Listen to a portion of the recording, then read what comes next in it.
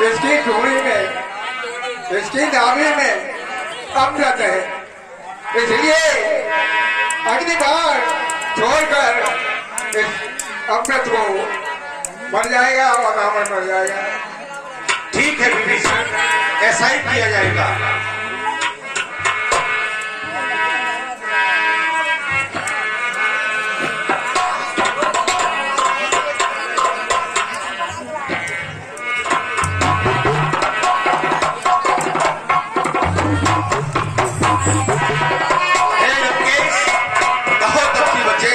युद्ध के लिए तैयार हो जाओ, तैयार हो जाओ।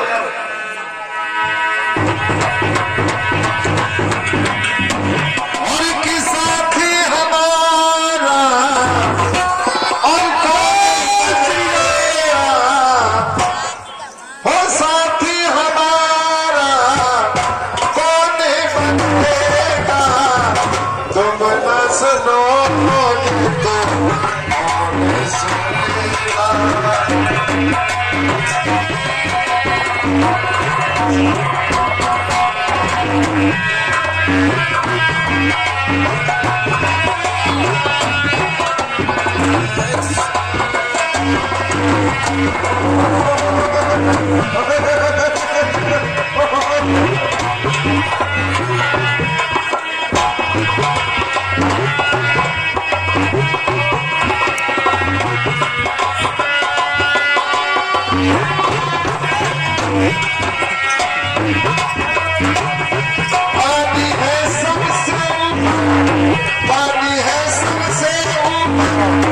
मुसीबत हर गई है, हमें तुम्हारी प्रभु जी जरूरत पड़ गई है।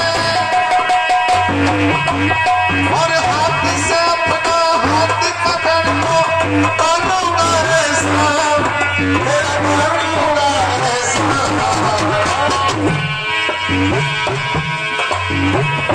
संकट हमारा कौन हरेगा, तुम न सुनो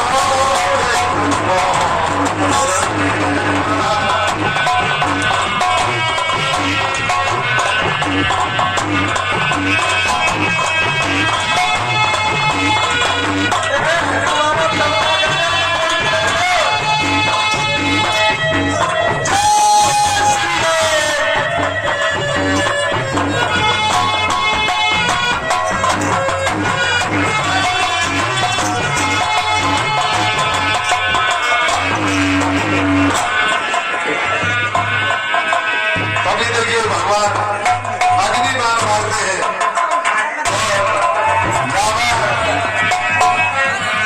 आज मना हो जाता है और वही प्राण नाशक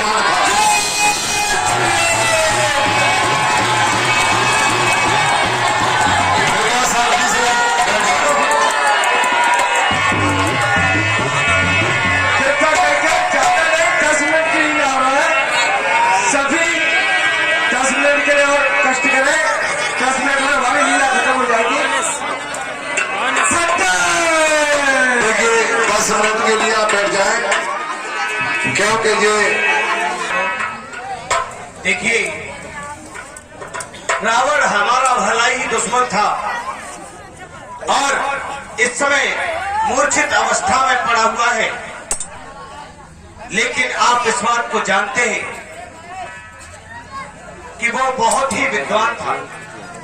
इसलिए आप कुछ धर्मनीति, कुछ राजनीति, कुछ रणनीति के बारे में जाइए और शिक्षा प्राप्त करके आइए, क्योंकि राक्षस कुल में अवश्य जन्म लिया था लंकेश ने, परंतु जाति से ब्राह्मण था।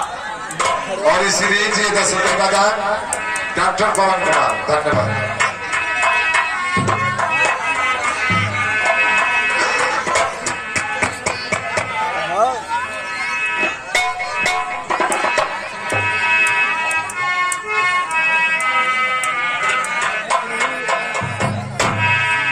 तब देखिए लक्ष्मण जी जाते हैं और रावण से कहते हैं कि हमें कुछ क्या लंकेश को मेरा प्रणाम। हमें कुछ धर्म नीति राजनीति के बारे में बताओ।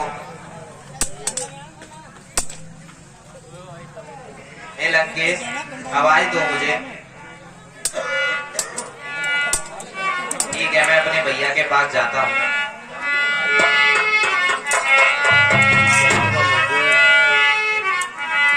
लक्ष्मण, ले आए आप? कुछ ज्ञान मिला? उनने कछु दौड़ डाउ तो काले लंकेश ने कुछ मुझे उत्तर ही नहीं दिया। क्या? ऐसा नहीं हो सकता। आपको उत्तर ही नहीं दिया। जब आप कुछ शिक्षा प्राप्त करने के लिए गए थे तो कहां पर खड़े हुए थे? उनके सिर की ओर खड़ा हुआ था।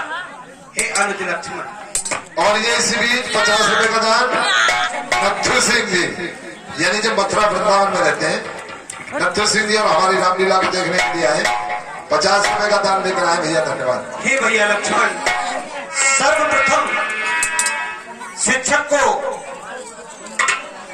जो शिक्षा प्राप्त करने के लिए गया है, शिष्य को, जिससे हम शिष्यता प्राप्त करने के लिए गए हैं ज्ञान, उसके प्रति हमारे दिल में गुणता का भाव होना चाहिए। यदि हम किसी से शिक्षा प्राप्त करने जा रहे हैं, उसकी ऊंच नीच, उसका खानदान, उसकी जाति, ये नहीं देखते। यदि ये विचार हमारे मन में रहते तो हम शिक्षा प्राप्त करने के योग्य नहीं है, क्योंकि हम जिससे ज्ञान प्राप्त करने के लिए गए हैं वो हमारे गुरु तुल्य है। यदि हमने उनके चरणों में खड़े होकर के उनके चरण कमलों की पद पंकज की अच्छी तरीके से गुरुता का भाव बनाते हुए चरण कमलों की सेवा नहीं की, तब तक गुरु से ज्ञान नहीं प्राप्त होता। खैर लक्ष्मण, आगे से ध्यान रखना, जब भी जीवन में आपको किसी से कोई शिक्षा प्राप्त करनी हो तो वो आपसे छोटा हो, जाति में छोटा हो, धन में छोटा हो, बल में छोटा हो, परंतु उसके प्रति गुरुता का भाव होना चाहिए। यदि आपके हृदय में जिससे शिक्षा प्राप्त करने के लिए गए हैं गुरुता का भाव नहीं होगा तो आपके अंदर ज्ञान उत्पन्न नहीं हो सकता। ज्ञान आपके साथ सामने विज्ञ नहीं हो सकता है। भले ही आपको वो गुरु मान करके शिष्य आपको ज्ञान दे दे, परंतु वो ज्ञान फैलता नहीं है, वहीं की वहीं एक अंकुर की तरह रह जाता है। खैर आप छोड़िए, मैं जाता हूं और कुछ धर्म नीति, राजनीति और रणनीति के बारे में पूछता हूं। लंकेश, प्रणाम। चिरंजीव हो राम। हे लंकेश, कहो। मेरी और तुम्हारी दुश्मनी सिर्फ युद्ध के मैदान की थी। आज मैं आपसे कुछ रणनीति, राजनीति, कुछ धर्म नीति और शास्त्र नीति के बारे में जानना चाहता हूं, क्योंकि मैं भली भांति जानता हूं आप एक ब्राह्मण हो और आप सभी शास्त्र, वेद और पुराणों के ज्ञाता हो। इसलिए मैं आज के आपके सामने खड़ा हूं, मुझे कुछ शिक्षा प्रदान कीजिए। ठीक है। हे राम, कहिए लंकेश। पहले मुझे अपने धनुष बाण दो।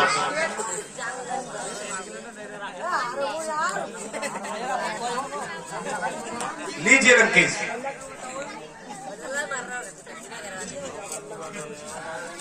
हे राम, कहिए लंकेश।